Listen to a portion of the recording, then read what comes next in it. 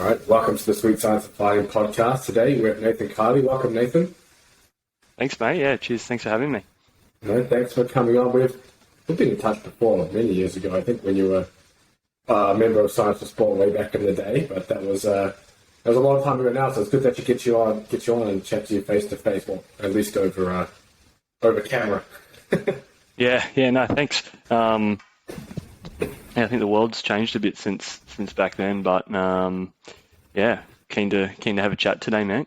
Yeah, and obviously what you're doing has changed a bit too. Now you're working within the NRL. So do you want me to give a little brief background about yourself? Then we're going to dive into. I'm going to clickbait the shit out of this podcast about knees over toes. So we're going to go into some knees over toe stuff after that. Yeah, my background. Yeah, currently rehab and speed coach at the Brisbane Broncos. A professional rugby league team here in Australia. Been there for 12 months. Prior to that, I worked in cricket, which is a very different sport. 3.5 years at Cricket New South Wales. Different type of athlete, different sporting culture. So the contrast between that and a contact sport like rugby league has been an interesting sort of transition for me.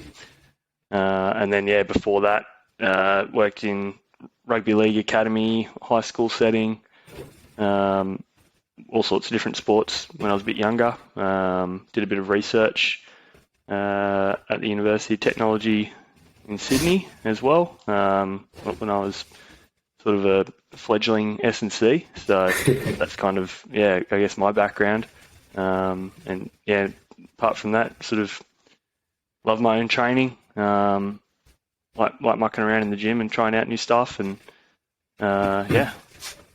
Yeah, if anyone's not following Nathan on Instagram, you can follow me. You post his training pretty much every damn day. Yeah, it doesn't take much more effort to just stick the phone out while you're having a lift or whatever. So yeah, it's a bit of a hobby of mine. I like to sort of document what I'm doing and share it with people. I get a lot of really cool feedback from people, and people seem to enjoy it. So yeah, like I said, a bit of a hobby, I guess. Nice. Well, let's dive straight into the topic for today. So you recently wrote an article about knees over toes for sportsmen, and obviously, I think within combat sports, out of probably every sport, combat sports has probably picked up the knees over toes trend the most, probably because of the influences around that. So do you want to maybe dive into? Let's maybe start with what knees over toes is. Obviously, it's not anything new. It's just kind of rebranded as something new. But what knees over toes is, kind of how it came about, and then kind of we can just go down the track of your thoughts on knees over toes and kind of how it fits within athletic training. Yeah, I suppose it's a bit of a catch-all term that's being used at the moment. Like you mentioned, it's sort of proliferated on the back of Ben Patrick, who kind of promotes it as his sort of like methodology, I suppose. And I can imagine him going on. I think he got on Rogan at one point. That would have obviously exposed the style of training to his audience. And like you mentioned, combat sports have jumped on the bandwagon. But yeah, like you kind of mentioned, sometimes it's a bit ambiguous as to what people mean when you're talking about knees over toes. So essentially it's kind of an approach to how you would perform certain exercises, predominantly lower body stuff. And it's basically just that we let our knees track in front of our toes when we go into deep knee flexion. So deep squats, deep lunges, anything like that where you've got that knee sort of moving forwards or anteriorly in front of the toes. And I suppose traditionally people were advised not to do that. Don't let your knees go in front of your toes is a pretty pervasive myth as well, I suppose. It's still pervasive now. Yeah, and I think a lot of people don't realise that not letting your knees track in front of your toes can be a bad thing as well. Because you're not stopping force, you're just redistributing it. So if your knees don't track anteriorly, the sort of weakest link in the chain where you get the most torque occurring in the system is going to be predominantly around the hips and the lower back. If you want to target those areas and make them stronger, a non-knees over toes approach is fine. But sometimes people have lower back pain or they've got issues around that area of their body. And because of this pervasive myth around not letting the knees track forward, they can, I suppose, end up making things worse for themselves than they probably otherwise should.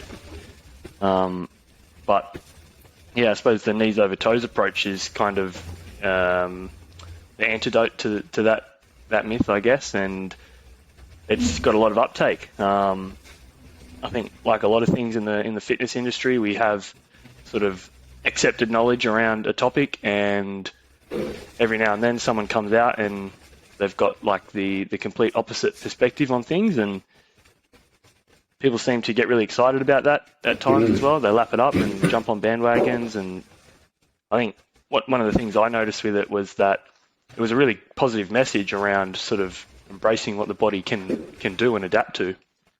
But there was probably a little bit too much sort of jumping on the bandwagon and not really questioning or understanding the positives and the negatives. So I suppose that's what I tried to kind of delve into when I wrote that article for Sportsmith. Just trying to, I suppose, provide a balanced approach and looking at why it can be good and also what some of the downsides might be as well. Yeah, do you want to maybe dive into maybe starting with the positives of knees over toe style training, then we can jump into the negatives? Yeah, I mean, predominantly the main one is that it's good for training your knees. Like just like any joint, any tissue, the knee can adapt to training. So if you apply the right amount of stress at the right time and you've got adequate recovery, you're going to get benefits. So I think anecdotally, a lot of people have found that their knees feel better, they're able to perform better when they train through full ranges of motion.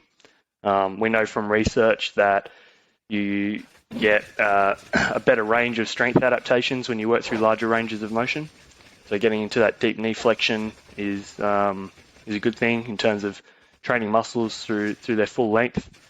And being able to get strong in all ranges of motion and in all positions. Whereas some alternative sort of training theory or other influences on the internet and that will tell you that you should never go deeper than 90 degrees. So there is value in that full range of motion approach to training. Like I mentioned before, it allows us to redistribute forces. So my sort of default approach when I'm coaching athletes how to squat is more of a knees over toes type squat, because I think you get the benefits of developing strength around the knee joint and also at the hip. It also balances out forces across, like we said, the lumbar spine. I think those sort of hips back, knees not tracking forward type approaches can sometimes aggravate lumbar disc irritations and things like that. So I think there are some benefits in those regards, and I don't think letting your knees track over your toes is something that you should avoid by default. I think it's something that we should encourage, but my concerns, I suppose, are when this approach is promoted as the answer to knee pain and athletic performance, and some of the arguments that have been put forward for why it's the answer probably don't pass the sniff test at times as well. So that's where I kind of wanted to pick things apart a little bit. Yeah, go dive into those negatives and kind of, I guess, the rationale behind some of that stuff. Yeah, so there's a couple of sort of social media posts and an article as well that the sort of knees over toes guy and his group, or whatever you want to call them, sort of got a lot of traction with. And in one of them, they sort of make some pretty poor mechanistic assumptions around how things work. So they kind of argued that initially, the main argument they make is that the VMO, well, that sort of teardrop muscle on the quad is like the key to reducing knee pain in athletes or in any population really. But they actually cite some research which probably doesn't necessarily back up what they're saying to the extent that they claim.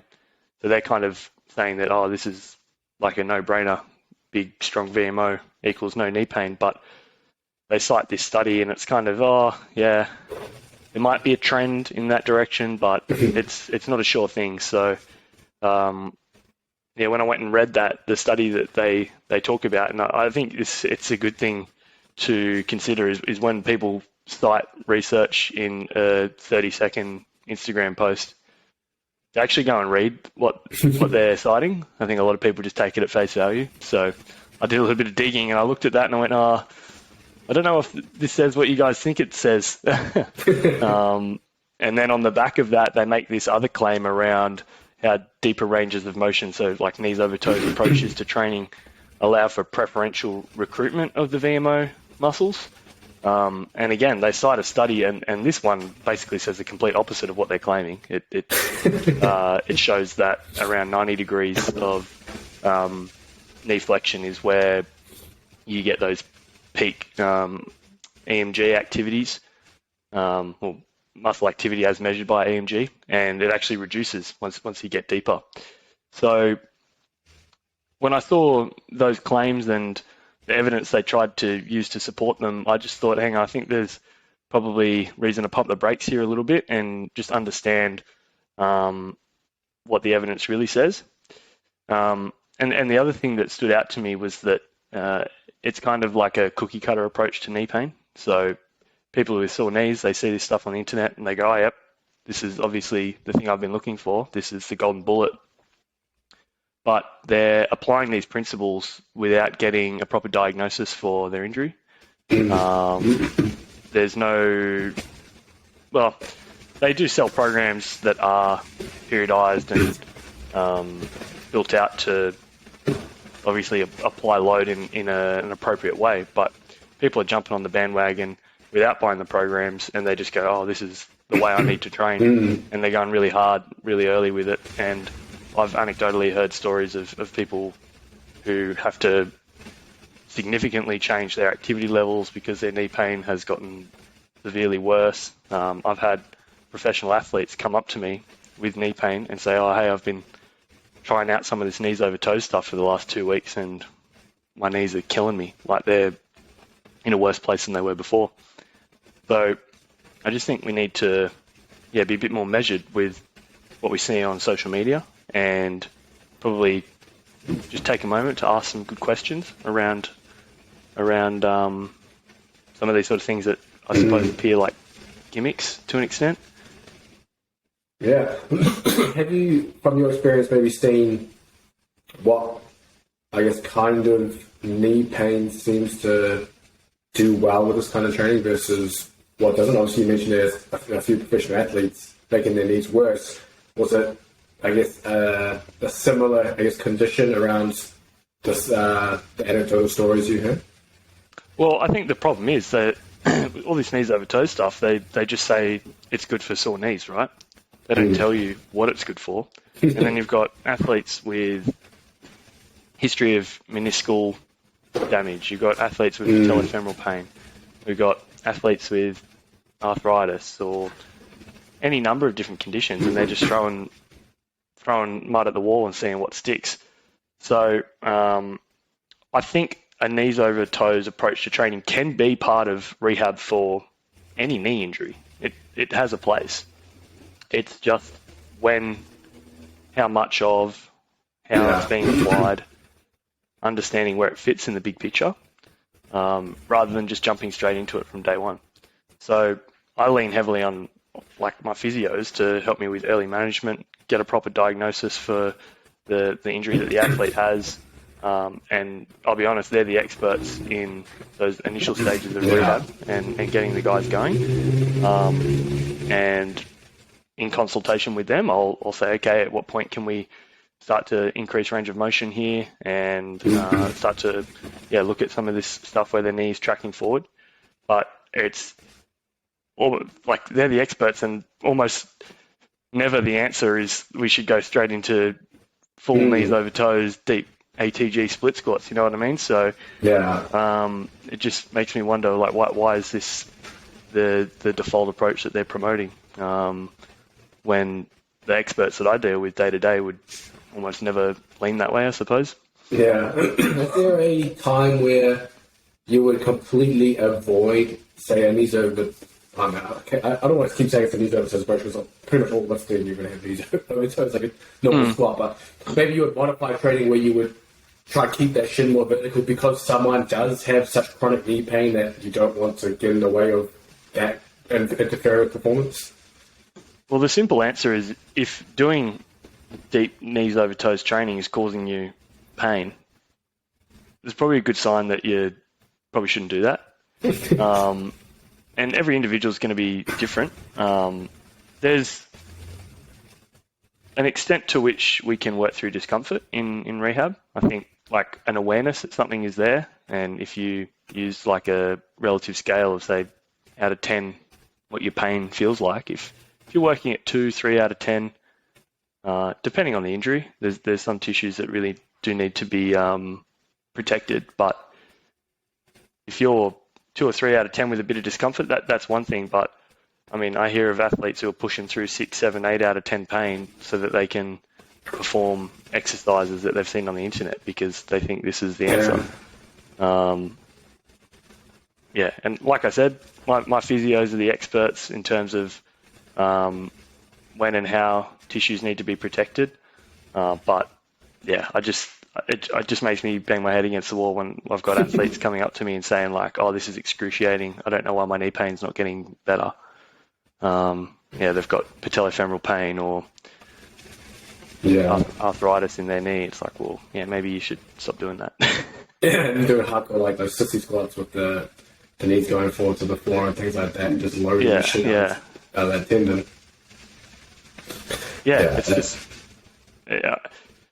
It's just like an extreme. It's the world we live in at the moment is extremes, right? Like, I think a lot of people forget that we live on the bell curve, right? And 2/3 of reality sit in the boring middle, and everyone gets excited by stuff that's happening on the fringes, and they jump on those bandwagons. And sometimes you just got to be a bit more measured and think about doing simple stuff and doing it well.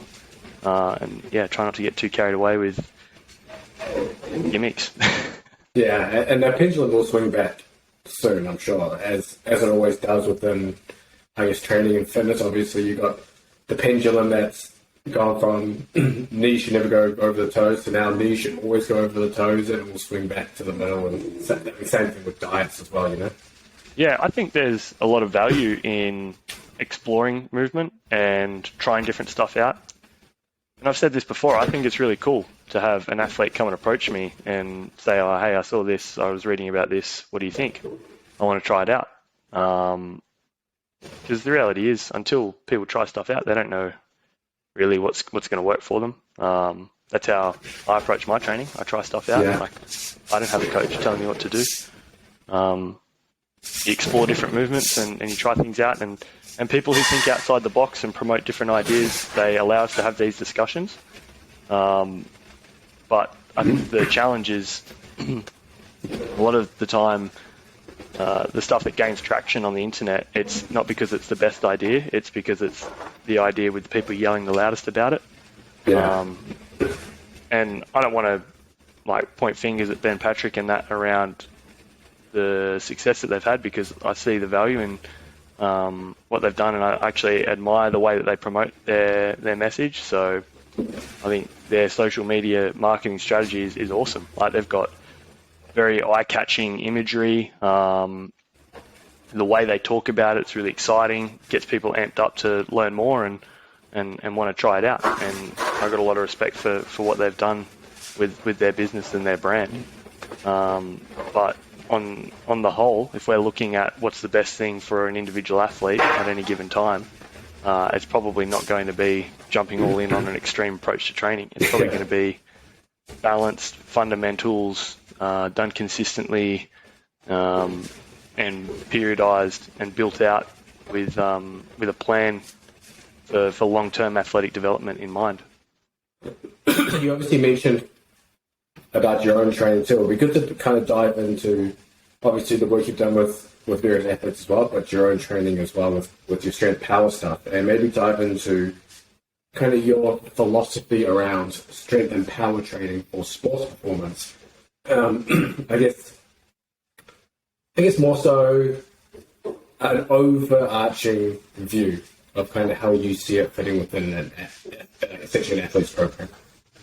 Yeah, I mean, my approach is pretty boring. Like, I look at fundamental movement patterns, squatting, hip hinging, lunging, step-ups, upper body pushing, upper body pulling, and I respect that all of those are general physical preparation. They are not specific, but what happens when you remove specificity and you're doing something very general is it provides a great window for overload.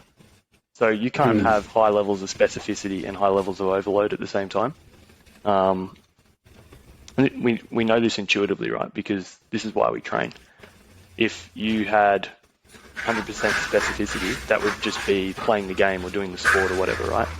And we know that can only take you so far in terms of your performance levels. You then need to remove some level of specificity so that you can apply an overload and adapt and get better. So in the gym, when we're doing strength and power training, I think we just need to understand the limitations of that space, but also embrace the strengths of it. And the strengths are that you can get bigger, stronger, and more powerful. So in my own training, I'm in the gym doing basic fundamental stuff. I do filter in some elements of like specific developmental exercises. Typically, they're going to be around getting strong in positions that are relevant for like the sporting activity that I want to do. And I'm by no means a real athlete. Like, I'm a recreational, I suppose you'd call it sprinter, but I don't go very fast. Like the sprint. Yeah. Recreational, very high speed running, I suppose, is what I would call it. But yeah, so there are some positions that we hit in fast running that I think we should overload and get stronger in. I'm also a big fan of jumps and plyometrics, so I'll include them in my strength and power training. But the lifts I'm doing in the gym are typically barbell based. You still hear me there? Yep, I got you. Oh, sorry, my headphones just did something a bit funny. Yeah, barbell based. We're going to do some bilateral work. We're going to do some unilateral work. I do like to try and hit different muscle contraction types. So there'll be some exercises that are eccentrically overloaded. I'll put in some accessories that target like the weak links in the chain. So some calf work, direct distal hamstring work, some groin work, more robustness type work that's going to support everything else that's going on. I know, like, if you build like a race car with all this horsepower and the driver's no good, or the suspension and the wheels and the camber and stuff isn't set up correctly, think about it that way, like that your calf and ankle, the intrinsic muscles in the feet around the groin, they're those finishing touches. So it's really important that we also address them. But ultimately, in the gym, we're building horsepower. So that's what I primarily focus on when I'm in there. And then if I'm out on the field doing running, I have some fundamental drills that I like to use, but essentially they're a warm-up. Like, I think we get very carried away with running technique drills and A skips, B skips, C skips, and I don't know however many other letters you can think of skipping to.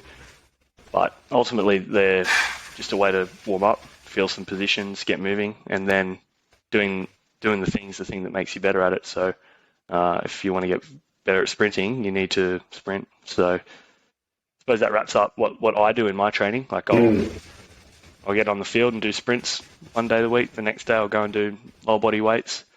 Day after that, I'll do some upper body weights, and then I'll start that 3-day cycle again. Nice. I think what might be helpful for listeners as well is maybe laying out how that training day in the gym looks in terms of exercise order, because I think a lot of people, if they're going to go do it on their own, will just kind of throw anything in any order without much rhyme or reason, then into issues. So do we just run into how you like to plan that day? Yep. So this is like strength and power training theory 101, and it's really important that people understand this. So we need to prioritize exercises that have elements of technical proficiency involved, so something where you need to be focused on executing like a skill. We need to prioritize things that include speed and power elements early in the program.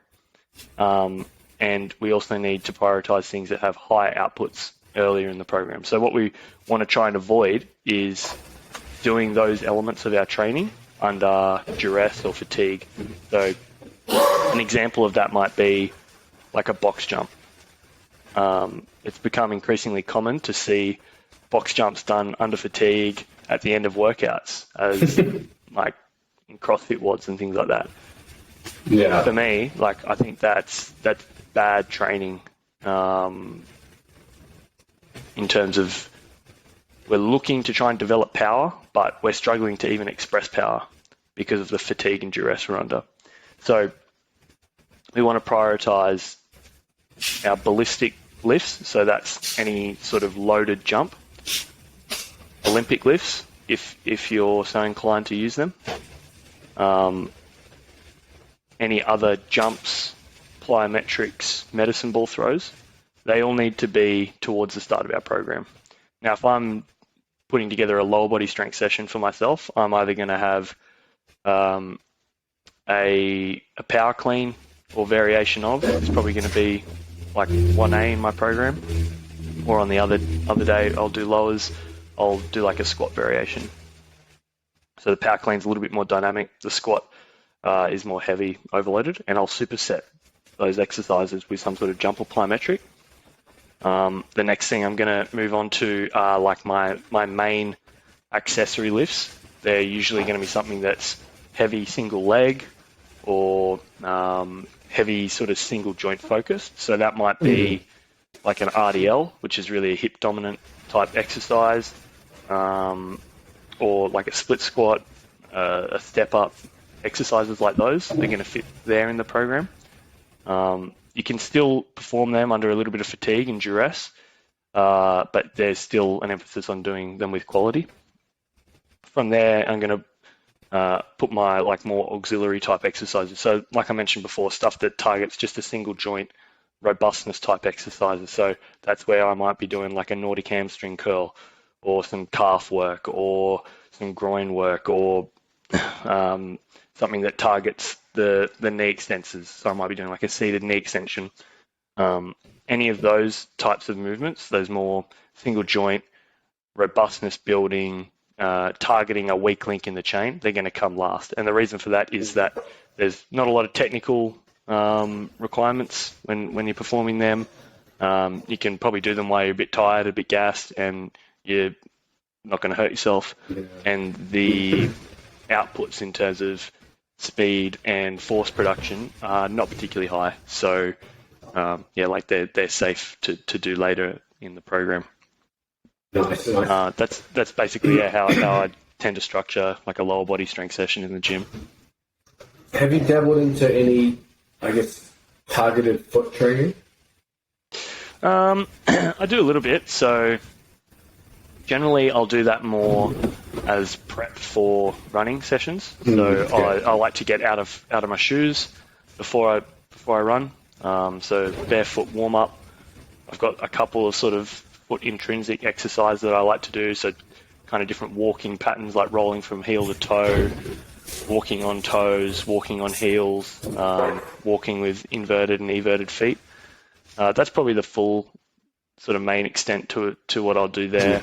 But I also, in my strength sessions, will typically try and do some direct calf work as well. And when we're performing calf work, obviously we've got a lot of tension through the intrinsics of the feet, through the arches, because you're pushing through that lever there. So that's probably the full extent of what I do from a foot training perspective. Nice. And then, how does your upper body day look like? I'm assuming your upper body day follows a pretty similar principle to your lower body day. It's evolved. It used to look like that. It used to be based on sound training theory, and these days it's just dirty bodybuilding because I just don't care anymore. The same as you. I'm just like, yeah, man. If I'm doing upper body, I'm just looking to get jacked. Like, I don't care anymore. Yeah, I'm just old and I don't care. But yeah, like in theory, we're looking for heavy barbell movements or heavy chin up, heavy pulling movement, something like that. It's going to be at the start of our program. If we want to do some sort of upper body power, it's going to be early in our program. So a dynamic bench press with bands or medicine ball throws, stuff like that early in the program. I think it's really important that we get a decent balance between pushing and pulling movements. I don't necessarily subscribe to like a specific ratio of how much work you should do pushing and pulling, but I'd say it's a bad idea to just do heaps of pushing and no pulling. And then if we want to do any targeted single joint stuff, you're going to typically do that at the end. So that's where you can join the arm farm. Yeah, for sure. And I guess for anyone listening who maybe does some of the knees over toes coined exercises, or I know there's a lot of them, a lot of different, I guess, ones with different intensity, but where would you fit those within, say, the lower body training day? Yeah, so the place that they fit is late in the program. They're your robustness training type exercises, in my opinion. So your reverse sled drags, your Nordics, and then ATG split squats and things like that. I think they fit later in the program, after you've expressed high levels of force and power with your fundamental, more traditional based movements. I tend to target one joint, use one exercise to target one joint when doing those auxiliary type movements. So what I mean by that is if I've already done my squat, my lunge, my hip hinge movements, and I need to do some auxiliary movements, I'll select one knee-focused exercise, one calf-focused exercise, one hamstring-focused, one groin-focused. I wouldn't throw the whole kitchen at it, if you know what I mean. So I'm not going to do ATG split squats followed by reverse sled drags, followed by knee extensions. Like, that's probably overkill. But you could select one of those and include it there, and then hit some of those other areas as well. You can just create like a little circuit of 3 or 4 exercises and do two or three rounds of that at the end of your session. Nice. Have you played around with long duration isometrics for, I guess, tendon health, or even like numbing the tendon before training and things like that? Yeah, we use that with, in particular, athletes who've got like Achilles tendinopathies. We'll do long sort of light to medium load holds, more for an analgesic effect in terms of like reducing sensitivity and pain. It's probably not going to drive adaptations that reverse the damage that you've got there, but it definitely helps athletes to feel better, which can help them get through training sessions. But tendons, if we want to train them to make them bigger and stronger so they can handle forces and make long-term changes that reduce pain and symptoms, then they need heavy, slow load. So isometrics are heavy and slow, I suppose, with the fact that they're actually not going anywhere. They're very slow. So you're overcoming isometrics, have a role to play there. But yeah, it can be pretty boring stuff too. Like if we've got patellar tendinopathy, it's probably going to be heavy knee extensions, or it could be a reverse sled drag, something like that. There's a place for that there. Like I mentioned, around the calf or the ankle, the Achilles tendon, we're looking at heavy calf raises, heavy sled pushes, things like that are going to be slow and apply a lot of overload. Those are the things that are going to help from a long-term perspective. But yeah, those sort of light to medium holds for longer durations they're a really good way to help get you up and prep you for training if you've got like awareness or soreness in a tendon. Nice. Is there a pain threshold, I guess, you would advise for when doing some of these heavy exercises for, I guess, repairing a tendon? So if you had a sore Achilles and you're doing heavy calf raises, obviously if you've got a 10 out of 10 pain, that's probably something you don't want to do, but there's some kind of guide that you use in that regard? Yeah, I think that pain scale, you could probably push it a little bit higher when it comes to the heavy, slow tendon loading. Maybe a 4, maybe a 5. If you're starting to get into 6, 7, 8, then you probably need to regress a little bit. But tendons love load. They love heavy, slow load. That's what's going to make them adapt, make them stronger, make them bigger and thicker. That's the answer to your long-term issues with tendons. What's going to stir them up is lots of short, fast contacts. So plyometrics, jumps, running. So you need to try and offset that with the heavy, slow stuff. But yeah, like you mentioned there, that pain scale can probably be a little bit more aggressive when it comes to the heavy, slow loading for a tendon. And then, yeah, if you're experiencing pre-skills training, if you've got tendon pain, those longer holds, they're actually probably going to reduce your level of pain. So you might feel like a 4 out of 10 pre-training, and some of these long holds can really help reduce that down to a 2 or 3, which can make a big difference in terms of allowing you to get some quality training under your belt.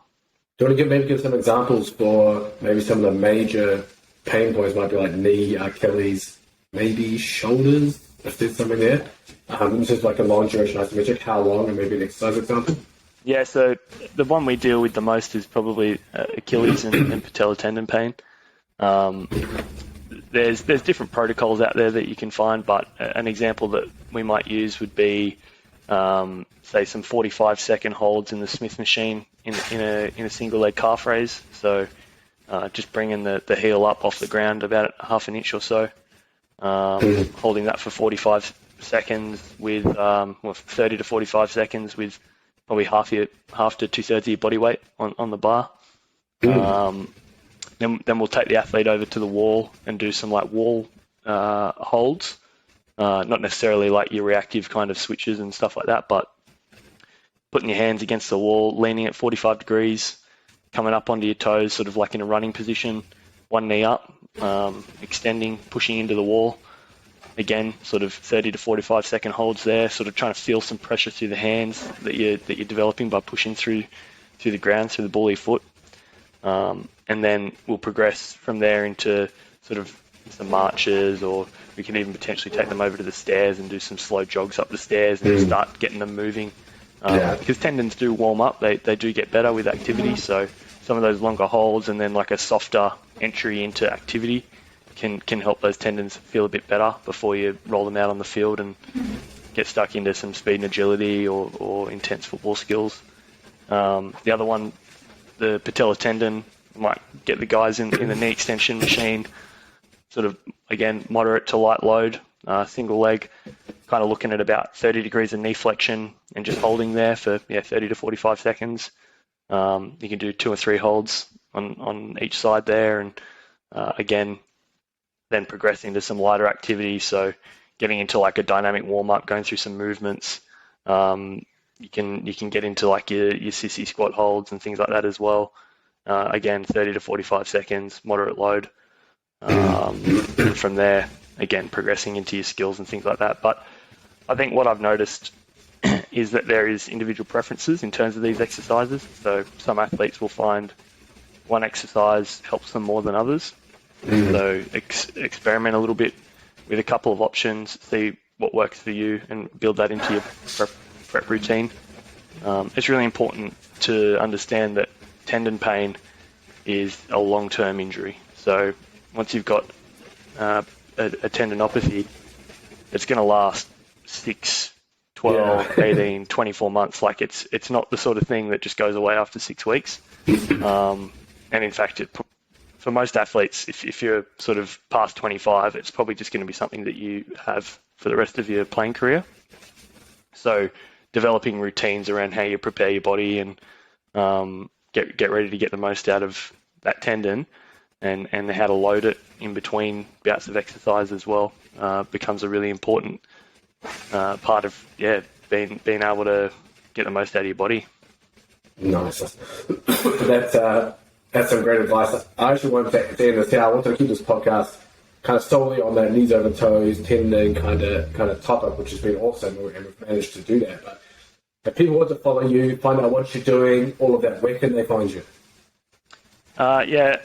Like I said, a bit of a hobby of mine's like the Instagram stuff. So if you want to follow me there, it's just my name, Nathan Kiely, with an underscore at the end of it. I don't know if I've got anything else really to share. So I sell some programs and stuff on there. So if you want to separate from some of your hard-earned cash, you can find the link on my bio and buy my programs. Nice. I like the plug. Yeah. I'll throw Nathan's Instagram in the description too. So if anyone's watching and wants to follow him easy, you can go down there and you can check that. But other than that, thanks for coming on, man. I really appreciate it. No, you're welcome, mate. Awesome. Thanks for having me, and stay in touch. Thanks for reaching out and connecting. No, perfect.